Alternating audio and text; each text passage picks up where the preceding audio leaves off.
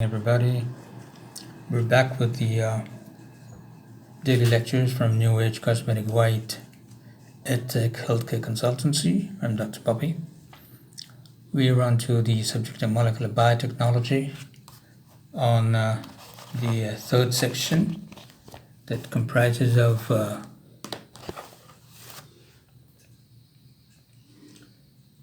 the molecular biotechnology of eukaryotic systems, right?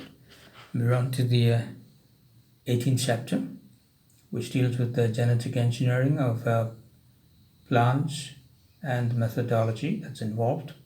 We're on to the subtopic of plasmid-derived vector systems, right? And on to the subject matter proper. The simplest way to exploit the ability of plasmid to genetically transform plants would be to insert a desired DNA sequence into the DNA region and then use the plasmid and aid to mutations to deliver the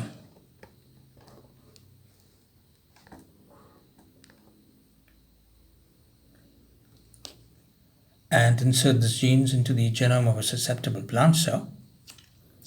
And now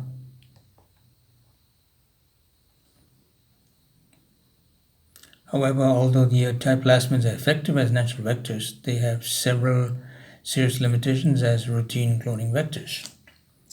The production of phytohormones by transformed cells growing in culture prevents them from being regenerated into mature plants. Therefore, the auxin and cytokine genes must be removed from any plasmid-derived cloning vectors. And next will be a gene encoding opine synthesis is not useful to a transgenic plant. May lower the final plant yield by diverting plant resources into opine production. Therefore, the opine synthesis genes should be removed. Plasmids are large, approximately 200 to 800 kilobytes. For recombinant DNA experiments, however, a much smaller version is preferred, so large segments of DNA that are not essential for our cloning vector must be removed. Because the plasmid does not replicate in Escherichia coli, the convenience for perpetuating and manipulating plasmids carrying inserted DNA sequences in that bacterium is not available. Transfer the tDNA, which begins from the right border, does not always end at the left border. Either vector DNA sequences past the left border are often transferred, although the transfer of these sequences are not often tested for. To overcome these constraints, recombinant DNA technology was used to create a number of plasmid-based vectors. The vectors are similarly organized and contain the following components: a selectable marker gene such as neomycin phosphotransferase that confers kanamycin resistance on transformed plant cells. Because the neomycin phosphotransferase gene, as well as many of the other marker genes used in plasmid transformation, is prokaryotic in origin, it is necessary to put it under the control of plant eukaryotic transcriptional regulation signals, including both the promoter and a termination polyadenylation sequence, to ensure that it is efficiently expressed in transformed plant cells. An origin of DNA replication that allows the plasmid to replicate in E. coli, and some vectors an origin of replication that functions in A2 mutations has also been added. The right border sequence of the tDNA region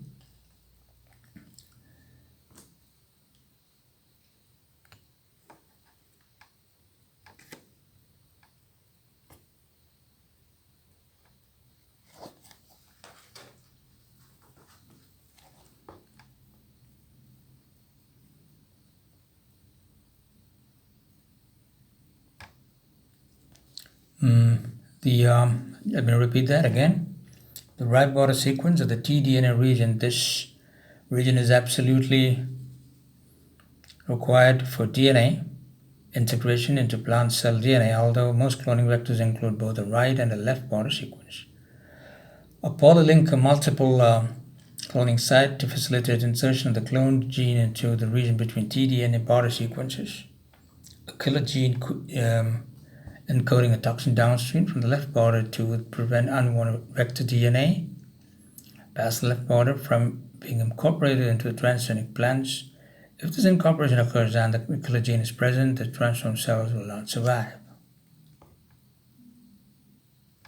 Because these cloning vectors lack BIR genes, they cannot by themselves affect the transfer and integration of the tDNA region into recipient plant.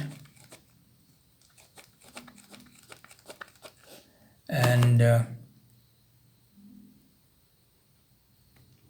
two different approaches have been used to achieve these ends. In one approach, a binary vector system is used. The binary cloning vector contains either E. coli and tumefacient's origins of DNA replication. In E. coli,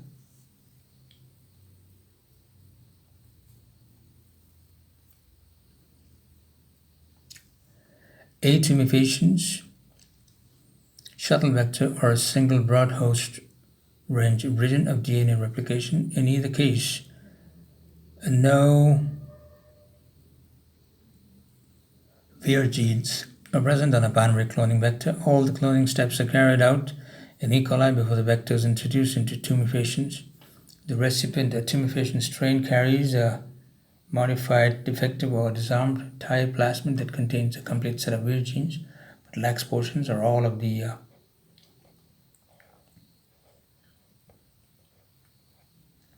tDNA region, so that this tDNA cannot be transferred.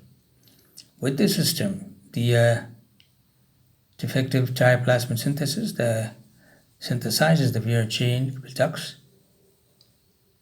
that mobilize the tDNA region of the binary cloning vector by providing the proteins encoded by the VIR genes. The defective type plasmid acts as the helper plasmid, enabling the tDNA from the binary cloning vector to be inserted into the plant chromosomal DNA.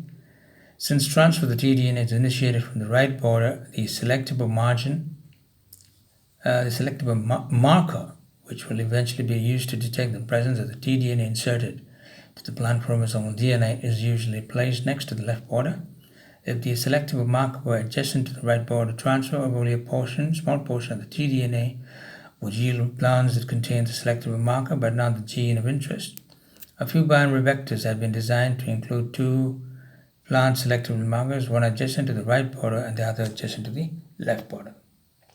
In the second approach, called the co-integrate vector system, the cloning co-integrate vector has a plant selectable marker gene, the target gene, the right border, an E. coli origin of DNA replication, and a bacterial selectable marker gene. The co-integrate vector recombines with a modified disarmed dye plasmid that lacks both the tumor-producing genes, the right vector, the tDNA within A tumefacients, and the entire cloning vector becomes integrated into the disarmed type plasmid to form a recombinant type plasmid. The co-integrate cloning vector and the disarmed helper type plasmid both carry homologous DNA sequences that provide a shared sparse site for in vivo homologous recombination. Normally, these sequences lie inside the tDNA region. Following recombination, the cloning vector becomes part of the disarmed type plasmid, which provides the VIR genes necessary for the transfer of the tDNA to the host plant cells. The only way that this cloning vector can be maintained in A tumefacients is as part of a co-integrate structure. In this co-integrated configuration, the genetically engineered tDNA region can be transferred to plant cells. A practical problem that arises when using binary vectors is that they are relatively large size, usually greater than 10 kb, often makes it difficult and inconvenient to manipulate them in vitro. In addition, large plasmids tend to have fewer unique restriction sites for cloning purposes. For these reasons, it is advantageous to develop and use smaller binary vectors based on the DNA sequence of a commonly used binary vector, PBIN19. It was predicted that more than half of the DNA could be deleted and the vector would still be completely functional. Thus, instead of the 11.8 kb size of the original vector, a 3.5 kb mini binary vector, PCB301, was constructed. This mini vector, which can be used to clone DNA fragments to be transferred into the plant genome, cannot be introduced into attenuations by conjugation because certain regions of DNA required for conjugal transfer have been deleted. Thus, instead of the 11.8 kb size of the original vector, a 3.5 kb mini binary vector was constructed. This mini vector, which can be used to clone DNA fragments to be transferred into the plant genome, cannot be introduced into attenuations by conjugation because certain regions of DNA required for conjugal transfer have been deleted. However, electroporation can be used as an alternative means to facilitate the use of the mini vector.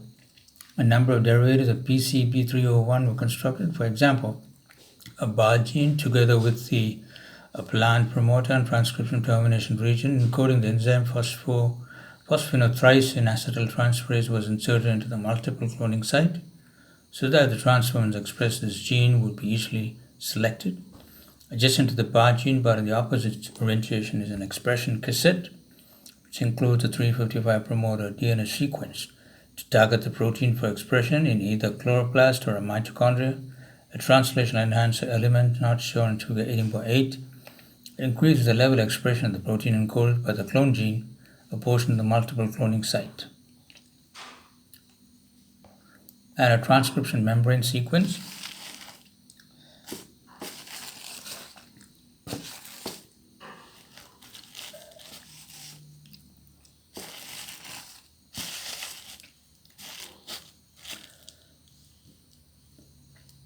and these derivatives of the mini vector PCB301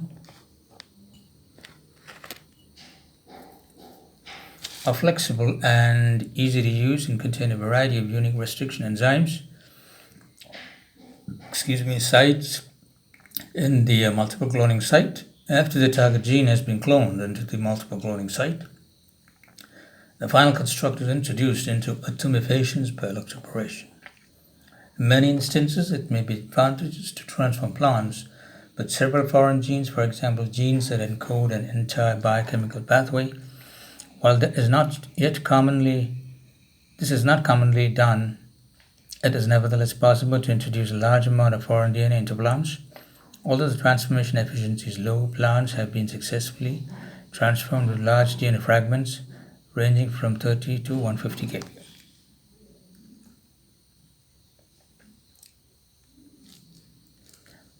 Although attenuations-mediated gene transfer systems are effective in several species, monocotyledonous plants, monocots, including the world's major cereal crops rice, wheat, and corn, are not readily transformed by attenuations. However, by refining and carefully controlling conditions, protocols have been devised for the transformation of corn and rice by attenuations carrying plasmid vectors. For example, immature corn embryos were immersed in attenuation cell suspension for a few minutes and then incubated for several days at room temperature in the absence of selective pressure. The embryos were then transferred to a medium with a selective antibiotic that allowed only transformed plant cells to grow. These cells were maintained in the dark for a few weeks. Finally, the mass of transformed plant cells were transferred to a different growth medium that contained plant hormones to stimulate differentiation and incubated in the light, which permitted regeneration of whole transgenic plants. Many of the early plant transformation experiments were conducted with limited host strains of agrobacterium. However, more recently, broad host range strains that infect most plants have been tested and found to be effective. So many of the plant species that previously appeared to be refractory to transformation by attenuations can now be transformed. Thus, when setting out to transform a new plant species, it is necessary to determine which agrobacterium strain and type plasmid are best suited to that particular plant. In addition, modification of the tissue culture conditions by the inclusion of antioxidants during transformation of grape, rice, corn, or soybean have been found to increase the transformation frequencies of those plant cells. A systematic examination of the conditions that are used in agrobacterium-mediated plant transformation revealed that ethylene significantly decreased the transfer of genes to plant genomes. Ethylene is produced as a consequence of agrobacterial infection of plants. To remedy this, a bacterial gene encoding aminocyclopropane 1-carboxylate ACC deaminase, which when expressed can lower plant ethylene levels. See chapter 15. Okay, it was already discussed to you. Was introduced into an atomization strain as utilized to introduce foreign DNA into plants. When melon, cottonseed, and segments were genetically transformed using the atomization strain expressing ACC deaminase, a transformation frequency of the plants, as judged by the level of introduced marker enzyme activity, increased significantly. Although this innovation has yet to be tested with other plants, it is hoped that the introduction of this ethylene-lowering gene will increase the transformation frequencies for a wide range of different plants.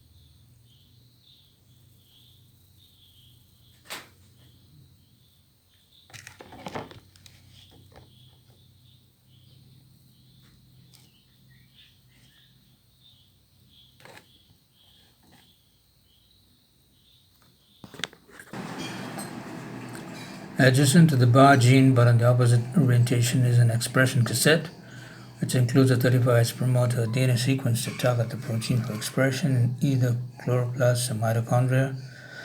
A translation enhancer element that increases the level of expression of the protein encoded by the clone gene, portion of the cloning site, and a transcription termination sequence. These derivatives of the mini-vector PCP301 are flexible and easy to use and contain a variety of unique restriction enzyme sites in the multiple cloning site. After the target gene has been cloned into the multiple cloning site, the final construct is introduced into atomizations by electroporation.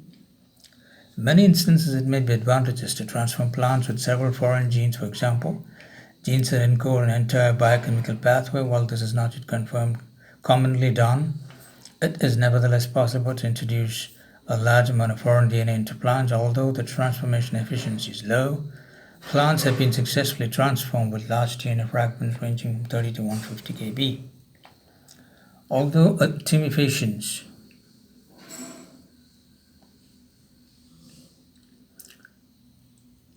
mediated gene transfer systems are effective in several species, monocotyledonous plants, monocots, including the world's major cereal crops, rice, wheat, and corn,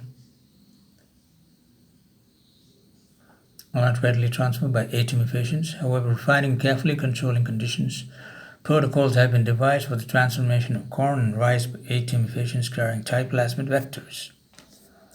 For example, immature corn embryos were immersed into atomization cell suspension for a few minutes and then incubated for several days at room temperature in the absence of selective pressure. The embryos were then transferred to a medium with a selective antibiotic that allowed only transformed plant cells to grow. These cells were maintained in the dark for a few weeks. Finally, the mass of transferred plant cells that were transferred to a different growth medium that contained plant hormones to stimulate differentiation and incubation in the light, which permitted regeneration of whole transgenic plants. Many of the elderly plant transformation experiments were conducted with limited host strains of agrobacterium. However, more recently, broad host range strains that infect most plants have been tested and found to be effective. So many of the plant species that previously appeared to be refractory to transformation by atomizations can now be transformed. Thus, when setting out to transform a new plant species, it is necessary to determine which agrobacterium strain and type plasmid are best suited to the particular plant. In addition, modification of the tissue culture conditions by the inclusion of antioxidants during transformation of grape, rice, corn, or soybean has been found to increase the transformation frequencies of those cells. A systematic examination of the conditions that are used in agrobacterium-mediated plant transformation revealed that ethylene significantly decreased the transfer of genes to plant genomes. Ethylene is produced as a consequence of agrobacterium infection of plants. To remedy this, a bacterial gene encoding aminocyclopropane 1 carboxylate ACC deaminase, which when expressed can lower plant ethylene levels, see Chapter 15, was introduced into A. strain that is utilized to introduce foreign DNA into plants when melon, cotyledon segments were genetically transformed using the A. strain expressing ACC deaminase.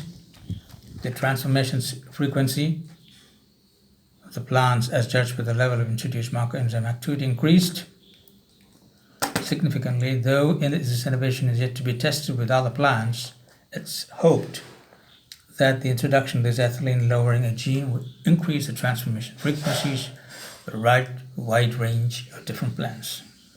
Physical methods of transferring genes to plants.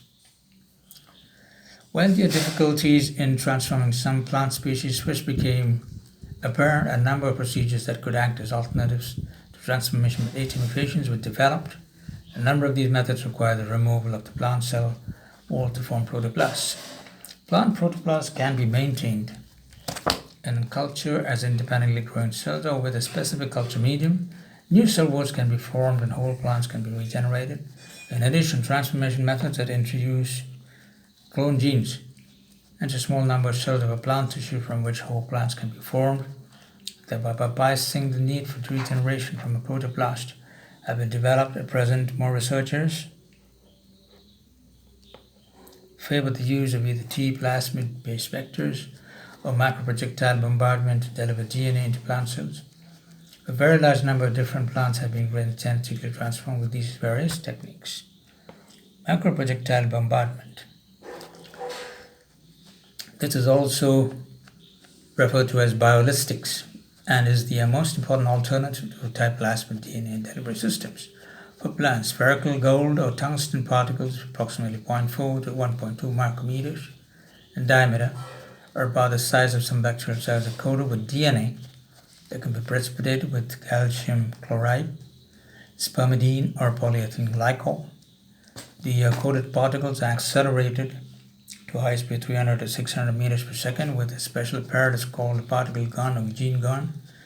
The original version of the gene gun used a small amount of gunpowder to provide the propelling force. The device that is currently used employs high-pressure helium as a source of particle propulsion. The projectiles can penetrate plant cell walls and membranes. However, the particle density used does not significantly damage the cells. The extent of particle penetration into the target plant cells may be controlled by varying the intensity of the explosive burst, altering the distance that the particles must travel before reaching the target cells, or using different sized particles. Once inside a cell, the DNA is removed the particles, and in some cells integrates with the plant DNA. Macroprojectile compartment can be used to introduce foreign DNA into plant cell suspensions, callus cultures, meristematic tissues, image embryos, protocorns, coleoptiles, and pollen in a wide variety of different plants, including monocots and coniferous plants that are less susceptible to agrobacterium-mediated DNA transfer. Furthermore, this method has also been used to deliver genes into chloroplasts and mitochondria, thereby opening up a possibility of introducing exogenous foreign genes into these organelles.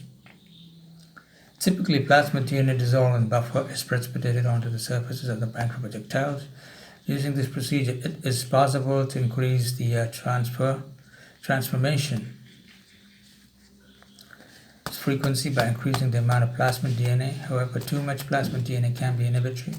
It is estimated that there are approximately 10,000 transformed cells formed per bombardment. With this technique, cells that appear to be transformed based on the expression of a marker gene often only transiently express the introduced introduce DNA until the DNA becomes incorporated into the genome of the plant. The foreign DNA will be degraded eventually. The configuration of the vector that is used for biologistic delivery of foreign genes to plants influences both the integration and expression of those genes. For example, transformation is more efficient when linear rather than circular DNA is used. Moreover, large plasmids greater than 10 kb, in contrast to small ones, may become fragmented during microprojectile bombardment and therefore produce lower levels of foreign gene expressions. However, large segments of DNA may be introduced into plants using yeast artificial chromosomes. YACs. YACs were engineered to contain plant selectable markers as well as yeast selectable markers, YSM, which were already present on the YAC vector. As a test system, various amounts of DNA from the fungus Coccolobulus heterostrophlus was cloned, so that the total size of the engineered YAC ranged from 80 to 550 kb. Following biologically transfer of the engineered YACs with fungal DNA to plant tobacco cells, a number of transformants resistant to the antibiotic kanamycin were isolated. These transformed plant cells were then tested for the presence of the second plant selectable marker gene encoding resistance to the antibiotic agromycin, which was located on the other arm of the YAC vector. The presence of both selectable marker genes in transformed plant cells indicated that the entire YAC, along with all the inserted foreign DNA, was probably transferred. DNA hybridization experiments revealed that YACs up to 150 kilobase pairs in total size have a good chance of being transferred to plant cells, and that the transferred DNA can be stably integrated into the plant cell.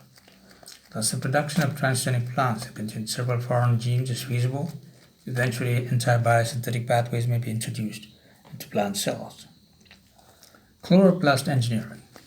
While the vast majority of plant genes are found as part of the nuclear DNA, both the chloroplast and mitochondrion contain genes that encode a number of important and unique functions.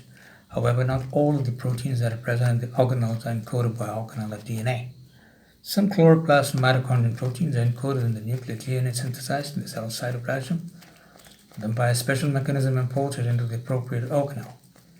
Accordingly, there are two ways that a specific foreign protein can be introduced into the chloroplast or mitochondrion. One way, a fusion gene encoding the foreign protein and additional amino acids that direct the transfer of the protein to the organelle can be inserted into the nuclear chromosomal DNA, and after synthesis, the recombinant protein can be transported into the targeted organelle.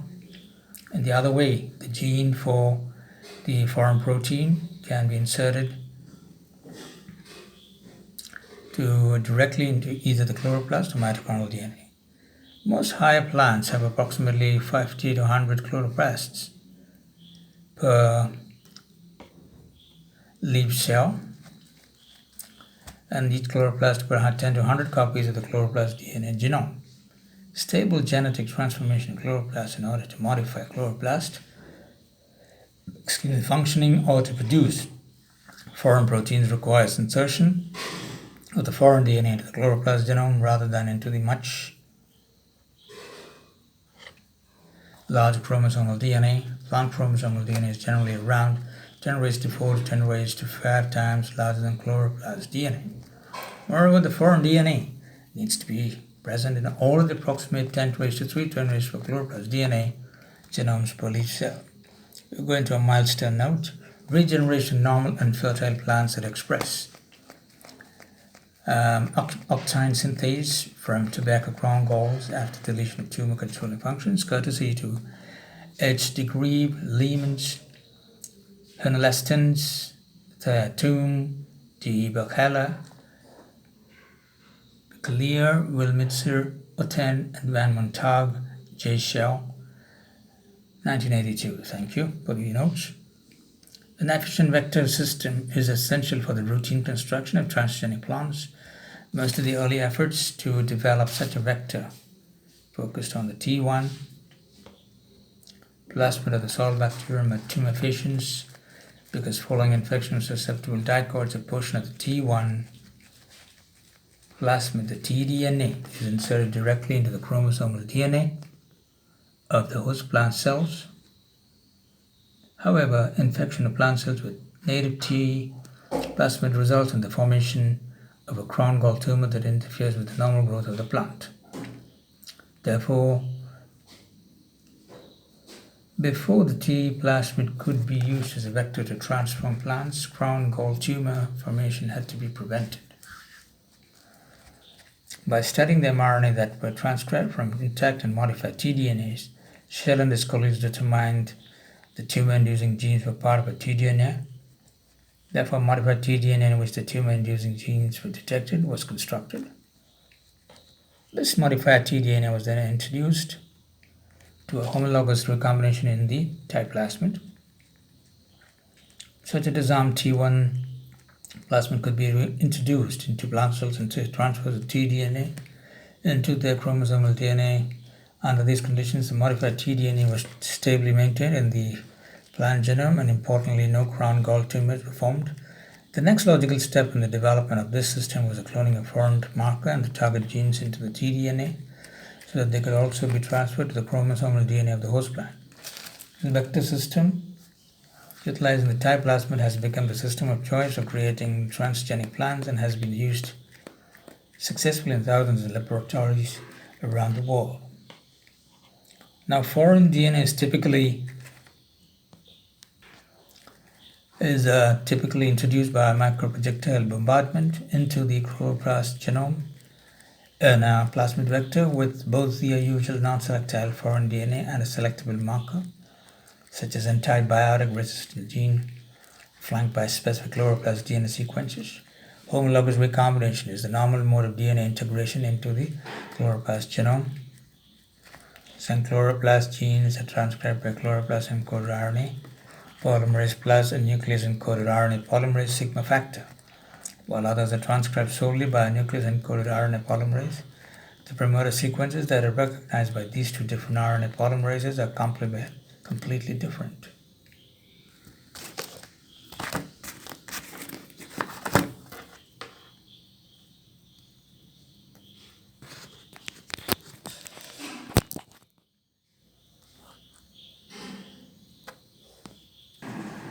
Physical methods of transferring genes to plants.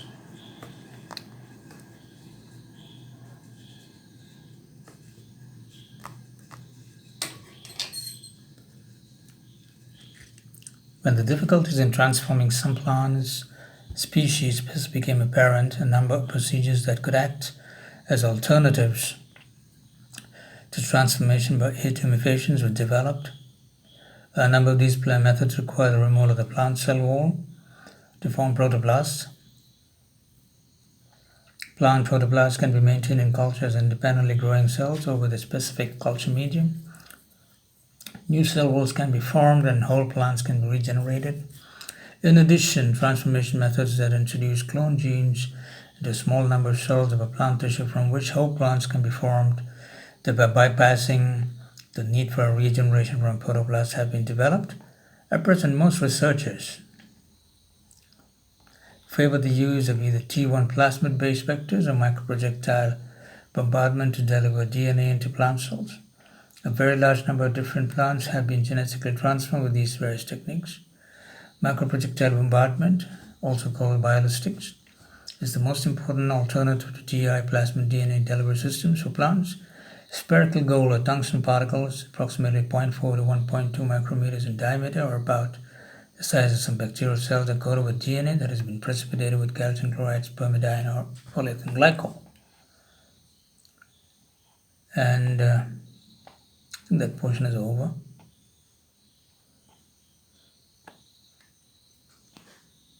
Typically, plasmid DNA dissolved in buffer is precipitated onto the surface. The microprojectiles using this procedure, it is possible to increase the transformation frequency by increasing the amount of plasmid DNA.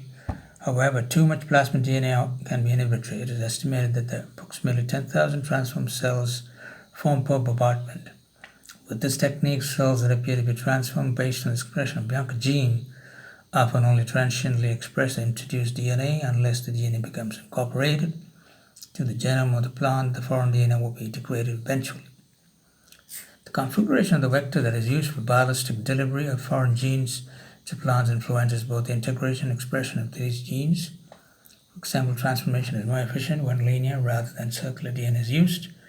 Moreover, large plasmids, greater than 10 kb, in contrast, small ones may become fragmented during microprojectile bombardment and therefore produce lower levels of foreign gene expression.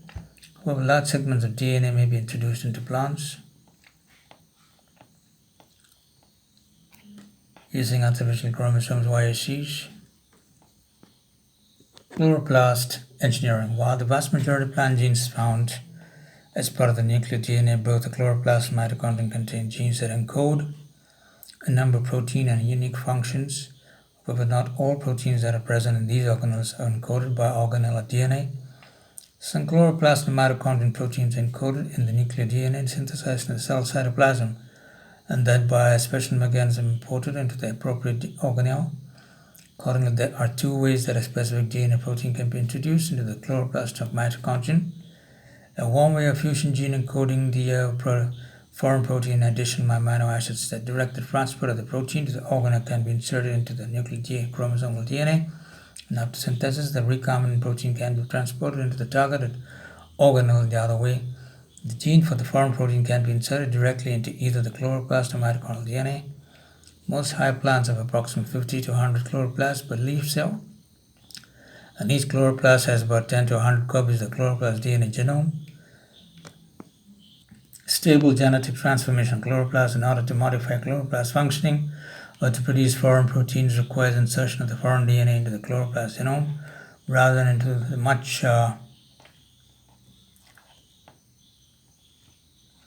larger chromosomal DNA. Plant chromosomal DNA is generally around 10⁴ to 10⁵ times larger than chloroplast DNA. Moreover,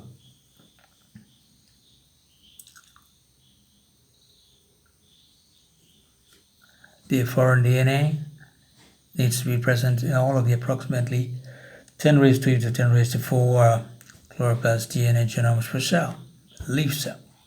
Foreign DNA is typically introduced by microprojectile bombardment into the chloroplast genome on a plasmid vector with both the usual non-selectable foreign DNA and selectable markers such as antibiotic resistance gene flanked by specific chloroplast DNA sequences.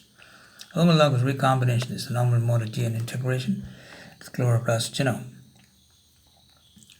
Some chloroplast genes are transcribed by chloroplast encoder RNA polymerase plus the nucleus encoder RNA polymerase sigma factor, while others are transcribed solely by nucleus encoder RNA polymerase. The efficient expression of foreign genes in the chloroplast requires not only the use of an appropriate promoter sequence, but also the presence of correct sequences in the 5' and 3' untranslated region of the messenger RNA, mRNA. The promoter is fused to the DNA level of chloroplast translational control sequences, followed by the gene of interest and a 3' chloroplast untranslated region containing a stem and loop structure, which may act as a transcription termination signal. Any nucleus-encoded proteins that are synthesized outside of the chloroplast contain a transit peptide that is removed as the protein is imported into the chloroplast. Chloroplast DNA is inherited in a non-Mendelian fashion. In most angiosperm plants, it is maintained in egg cells but not sperm pollen cells, and is therefore transmitted uniparentally by the female. Thus, pollen cannot transit the contents of the chloroplast genome to the zygote. This is practical importance since a straight cord prevents the spread of foreign genes localized in the chloroplast through pollen to neighboring plants, thereby addressing one of the concerns of critics of the genetic engineering of plants. An important component of a successful chloroplast transformation system is the availability of suitable selectable marker and reportable genes that facilitate selection and analysis of cells with transgenic chloroplast. A number of selectable marker genes are currently available for monitoring chloroplast transformation. Most transformed chloroplasts are selected by resistance to spectinomycin, streptomycin, kanamycin, all of which inhibit protein synthesis and prokaryotic type ribosomes. These antibiotics inhibit weaning, faster proliferation, and shoot formation. However, plant cells with transformed chloroplasts that express the gene-conforming resistance to the antibiotic are readily identified in the presence of otherwise inhibitory antibiotics by degrading faster proliferation and shoot formation, since only one or most of the few of the chloroplasts actually incorporates the foreign DNA. Repeat rounds of growth on selective antibiotics are often required so that the chloroplast population becomes enriched and eventually dominated by the transformants. Eventually, all chloroplast genomes that do not carry the transgenic DNA with its selectable marker gene are lost. The chloroplast genome is an attractive location for engineering any gene that, as a consequence of the multiple copies of the chloroplast DNA, might benefit from high levels of expression. For example, active human somatotropin accumulated to 7% of the total soluble protein in tobacco chloroplasts. In addition, most chloroplast-borne genes are organized into operons and produce polycistronic mRNAs. This should make it easier to engineer plants with transgenic chloroplasts that express several genes that are regulated together as part of the 5 new metabolic pathways, then to coordinately express several genes under the control of different promoters that have been introduced into a plant's chromosomal DNA. Chloroplasts belong to a group of plant organelles called plastids, which contain approximately 120 to 180 kb of circular double-stranded DNA bounded by a double membrane. Plastids include amyloplasts, which contain starch grains, chloroplasts, which contain chlorophyll, elaioplasts, which contain oil, chromoplasts, which contain pigments. Or photosynthetic tissues such as green leaves contain chloroplasts. Other tissues contain other types of plastids. For example, tomato fruit contains a large number of chloroplasts, thus in much the same way that foreign DNA may be expressed as part of the chloroplast genome, it can also be targeted for expression in the chromoplast. Researchers can transform tomato plastids and obtain high-level expression foreign proteins both in green leaves and in tomato fruit. One of the advantages of this system is the transgenic tomatoes, expressing high levels of certain foreign proteins which are normally found as part of an animal or human pathogen may be used as edible vaccines. Use of reporter genes in transformed plant cells.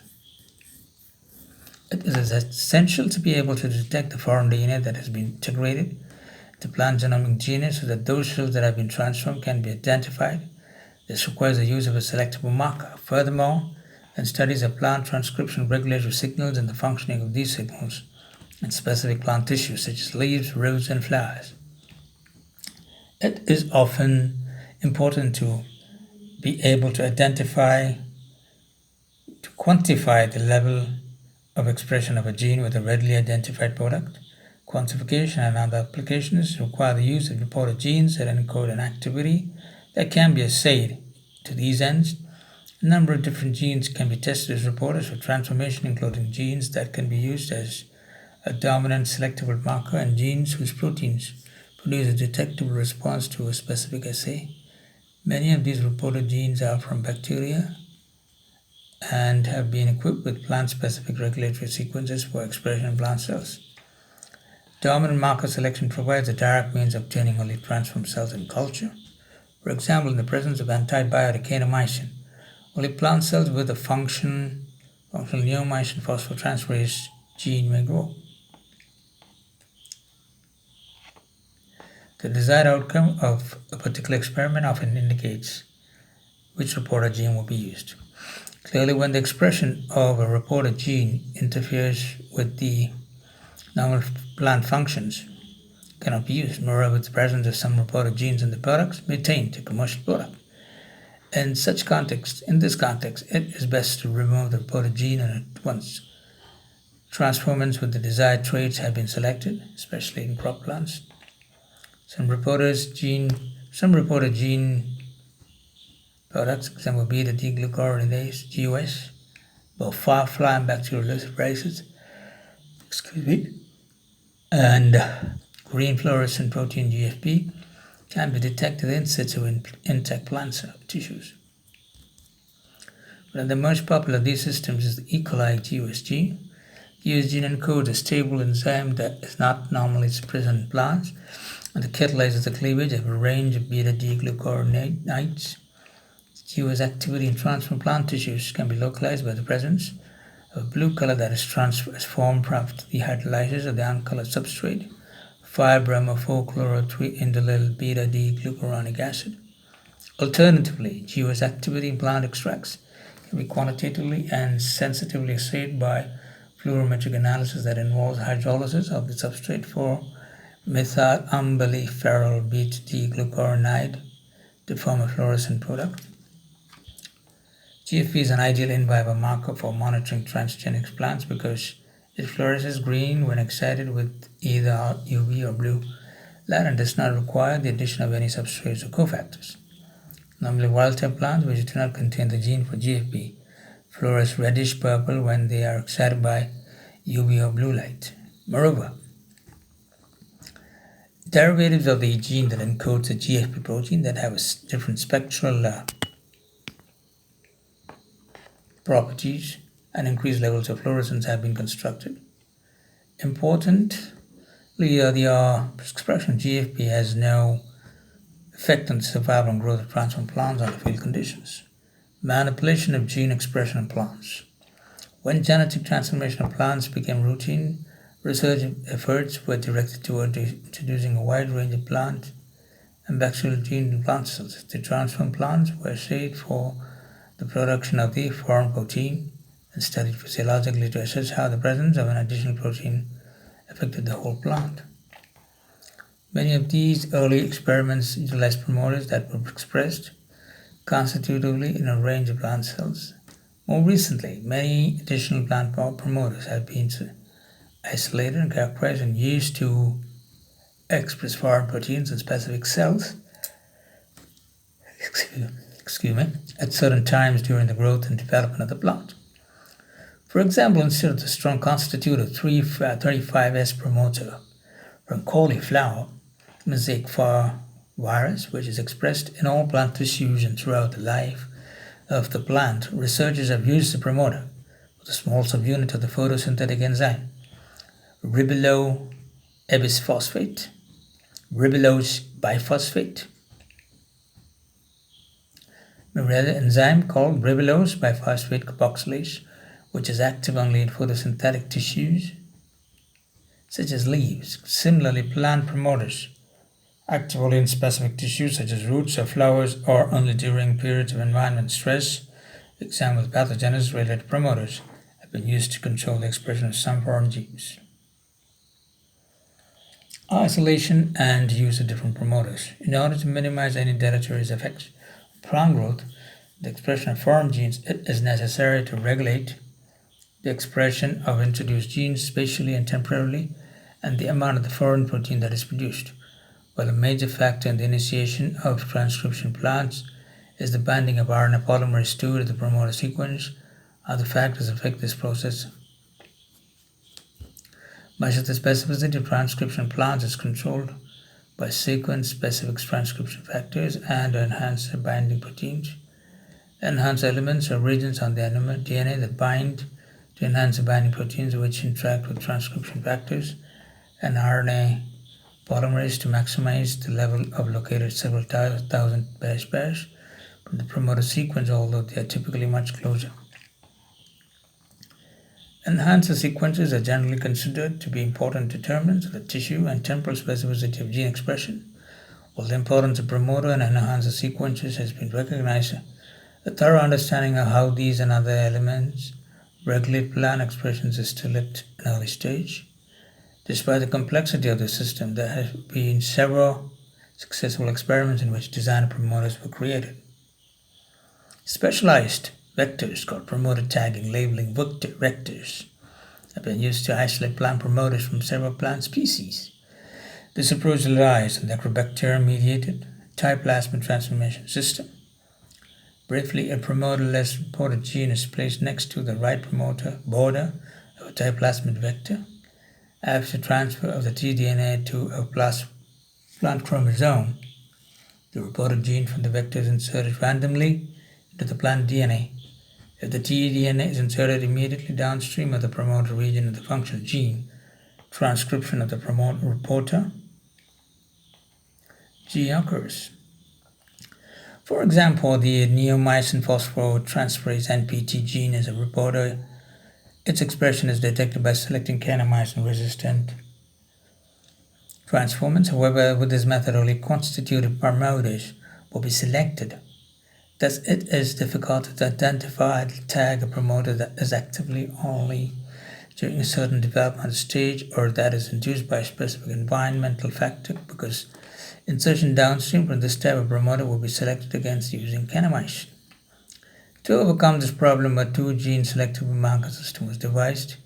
In this case, a hygromycin resistance gene is placed under the control of a constitutive promoter.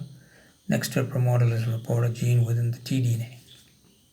After hygromycin-resistant transformants is selected, the transformants can be checked by any enzyme assay that measures neomycin phosphotransferase activity under different conditions of expression to identify potentially used plant promoters. With this strategy, 5 to 30% of the transformed plant cells have a reporter gene under the control of an active promoter. The cauliflower mosaic virus 35S promoter is frequently used as a strong promoter in plant systems. Although the level of expression of a foreign protein under the control of this promoter is often lower than desired. To address this problem, it is necessary to test different promoter gene constructs in plants to see if more effective promoters can be found. In addition to the promoter, several other elements may enhance foreign gene expression. As indicator, these include enhancer sequences that are typically found from 1 to several hundred nucleotides upstream.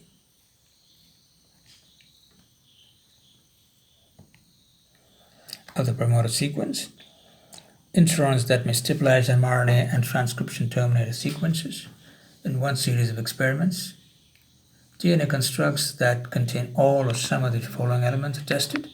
35S promoter, the nuclein synthase, gene transcription terminase from 1 to 7 tandemly repeated enhancer elements, and a DNA sequence from tobacco mosaic virus called Omega that increases gene expression at the translation level.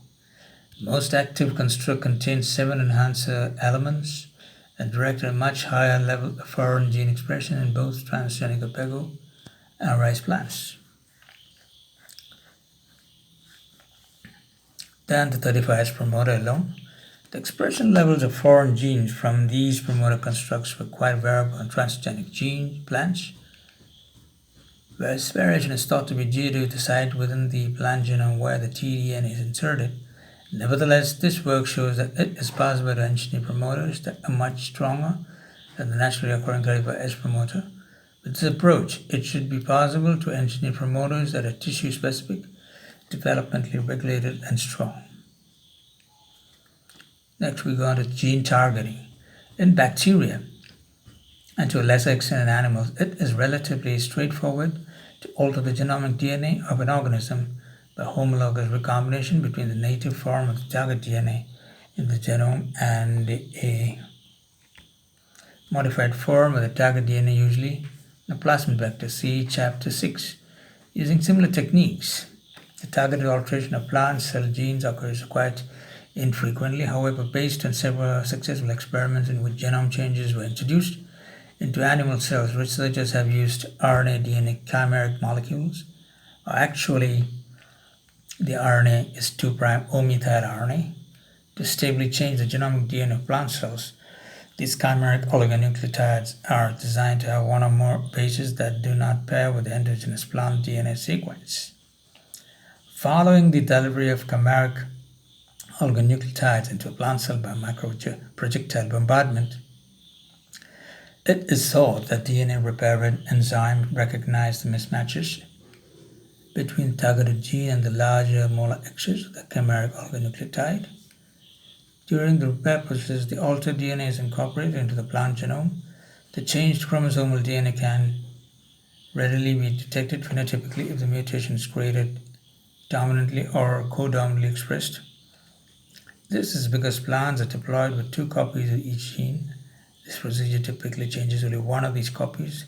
In addition to the changing 1 or 2 bases in the sequence of a plant gene, this technique may also be used to modify plant DNA through the site-specific insertion or deletion of a single base.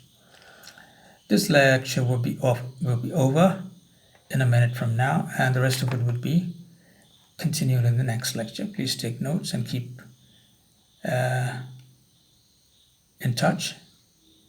So be tuned and be in touch.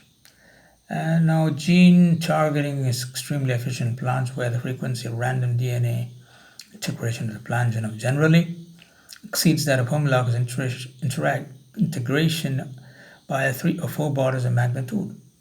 Moreover, because the transformation frequency in plants is often around 1 to 5%, the number of seeds or plant cell cultures that must be screened to detect a single homologous integration event is around 10 raised to 4 to 10 raised to 6. So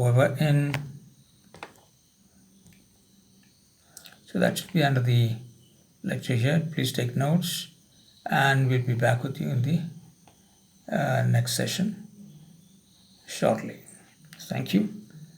Best wishes.